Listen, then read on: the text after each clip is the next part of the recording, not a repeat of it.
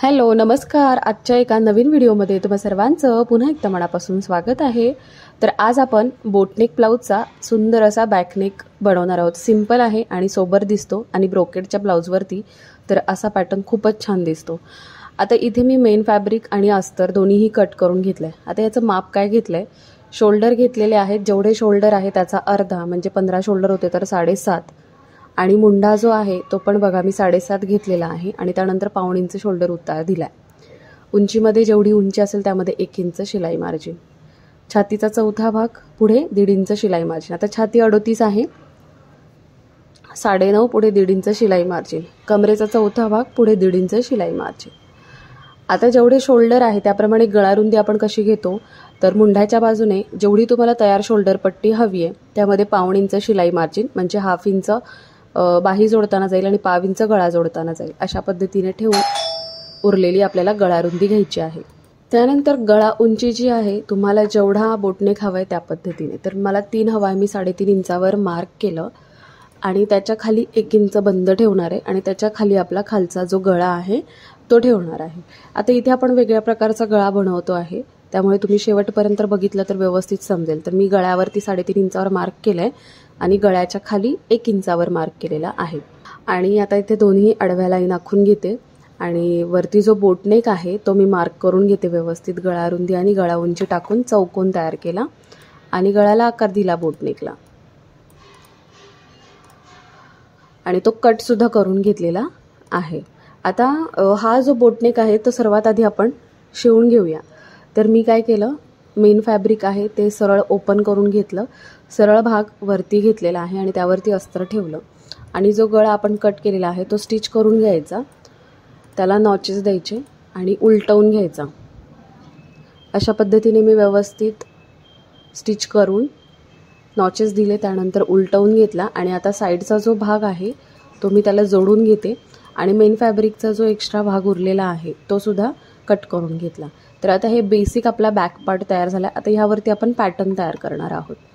तर पॅटर्न तयार करताना बघा तुम्ही या इथे मी काय केलं आहे, मेन फॅब्रिक अस्तरच्या बाजूने मी मार्किंग करते. अगोदर तुम्हाला मी अस्तरवरती मार्किंग करून दाखवते की जेवढा आपला बॉटमला आपण जो गळा टाकलेला आहे तेवढाच इथं घ्यायचा, किंवा साधारणतः 4 इंच जर टाकला तर तो खूप मोठा होत नाही. काहींना खूप ब्रॉड आणि डीप नको असतो. तर मी बघा 4 इंचावर मार्क केलं मध्यातून.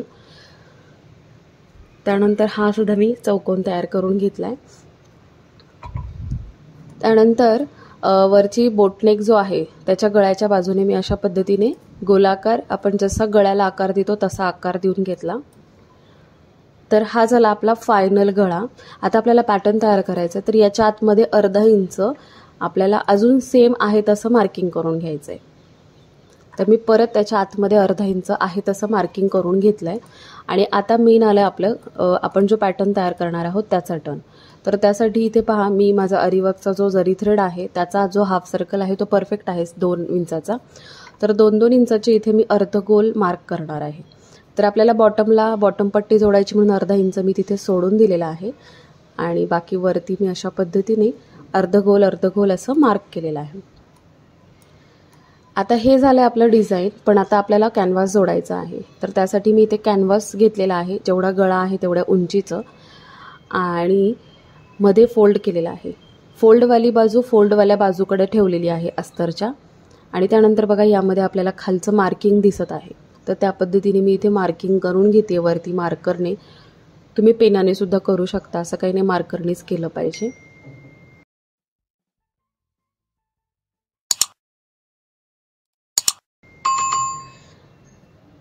मी मार्करने व्यवस्थित आहे तसं मार्किंग करून घेतलं. आणि आता बघा हे जे अर्धगोल आहे तो आतल्या बाजूने कट करायचा, गळ्याच्या बाजूने आतल्या कट करून घेतला. आणि जी लाईन बाहेर दिसते त्याच्या बाहेर अर्धा इंच मार्किंग पुन्हा केलेला आहे आणि तो अर्धा इंच भाग आपल्याला फिनिशिंगसाठी ठेवायचा आहे. तर तो सुद्धा मी कट करून घेतला आहे. आता हे जे कॅनव्हास आहे ते आपल्याला अस्तरवरती चिटकवून घ्यायचं आहे. तर ह्या कॅनव्हासला पेपर कॅनव्हास घेतलेला आहे. स्टिकची बाजू असते एक साईडला शायनी, तो भाग मी अस्तरकडे ठेवून, गळारुंदी बिलकुल वाढवायची नाही आहे मधली. ते 4 घेतली होती तर 8 इंच बरोबर हवी आहे. त्या पद्धतीने मी स्टिक करून घेतलं बॅक पार्ट जो आहे त्याला पण इस्त्री केली, जेणेकरून आपल्याला फिनिशिंग चांगलं येतं, कुठे घड्या वगैरे पडत नाही.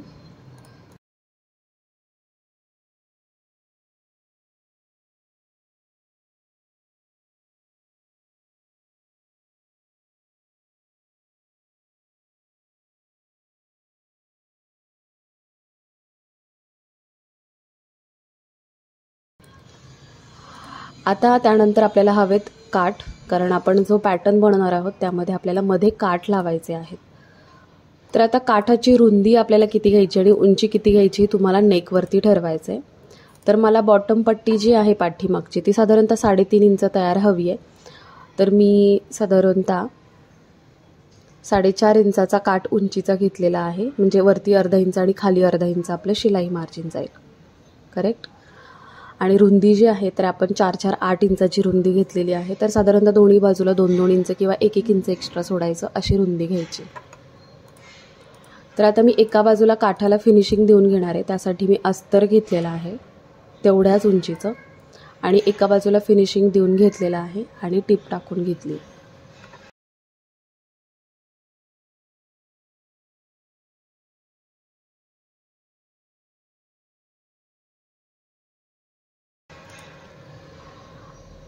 आता जे कॅनव्हास आपण कट केलेला आहे त्याच्या बाजूला ते जे अस्तरवरती स्टिक केलेलं आहे त्याच्या बाजूला अर्धा इंच मार्जिन सोडायचं आणि कट करून घ्यायचं. त्याला नॉचेस द्यायचे आणि ते कॅनव्हासवरती पलटी करून एक कडेला स्टिच टाकून घ्यायची. आता ही स्टिच टाकून झाल्यानंतर मेन फॅब्रिक, आपण जे मेन बॅक पार्ट तयार केलेला आहे त्याचा बॉटमचा सेंटर काढायचा आणि हे कॅनव्हास तयार केलं याचासुद्धा व्यवस्थित सेंटर काढायचा. आणि सेंटरला सेंटर ठेवून ओपन जी बाजू आहे ती बघा मी खालच्या दिशेने ठेवलेली आहे आणि तिथे आपण काठ जोडणार आहोत. ही व्यवस्थित ठेवली आणि जसा शेप आहे कॅनव्हासचा अर्धगोल त्या पद्धतीने आपल्याला स्टिच टाकायची.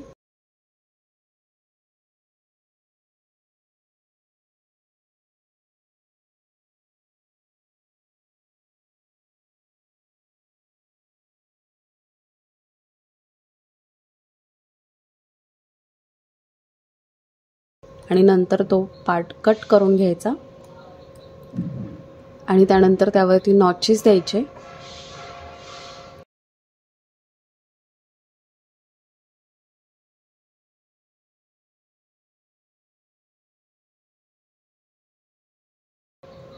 आणि ते जे अर्धगोल भाग आहेत ते उलटवून घ्यायचे. उलटवून घेतल्यानंतर त्यावरती दाबटीप टाकायची नाही, त्याला इस्त्री करून घ्यायचं व्यवस्थित.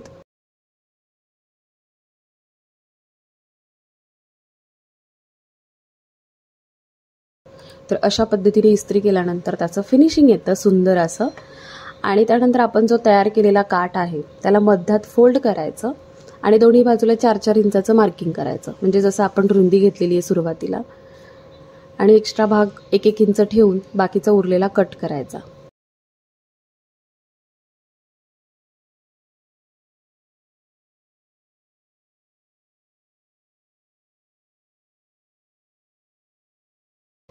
आणि आता जो बॉटम आहे तिथे आपल्याला तो मार्किंग जो केलेला पार्ट आहे तो व्यवस्थित ॲडजस्ट करायचा. साईडला पिना लावायच्या, चेक करून घ्यायचं की ते बरोबर आहे का आणि तो पण स्टिच करून घ्यायचा. तो स्टिच केल्यानंतर आता इथे आपल्याला बॉटमला कमरेला कमरपट्टी लावायची. ती आपण शेवटीच लावायची, जेणेकरून फिनिशिंग छान येतं. आणि आपण थोडे वेगळ्या पद्धतीने काठ लावलेत त्यामुळे खालच्या बाजूने ब्लाऊज उचलला सुद्धा जात नाही. तर मी इथे 1.5 इंच उंचीची पट्टी काढून ती अर्धा इंच मार्जिन कव्हर करून मी आतल्या बाजूला दुमडून घेतली. तर अशा प्रकारे हा आपला छान असा बोटनेक ब्लाऊजचा बॅकनेक पॅटर्न तयार झाला आहे. आता तुम्ही त्या जो अर्धगोल आहे त्याचा जो एंडचा भाग आहे तिथे तुम्ही छान छान लटकनसुद्धा लावू शकता किंवा गोल्डन मणी लावू शकता किंवा मोतीसुद्धा लावू शकता. एनी अदर तुम्हाला जे आवडेल ते. आता माझ्या कस्टमरनी हे प्लेन ठेवायला सांगितलं होतं म्हणून मी प्लेन ठेवलं आहे. सो कसा झाला आहे हा बॅकनेक तुम्ही नक्की मला कमेंट करून सांगा. आवडला असेल तर लाईक करा, शेअर करा. चॅनलवर नवीन असेल तर चॅनलला सबस्क्राईब करा. त्याचबरोबर बेल आयकॉन प्रेस करा, म्हणजे माझे येणारे नवनवीन व्हिडिओचं नोटिफिकेशन येईल आणि लवकरात लवकर तुम्ही व्हिडिओ बघू शकता. चला तर मग भेटूया अशाच एका छानशा नवीन व्हिडिओसोबत.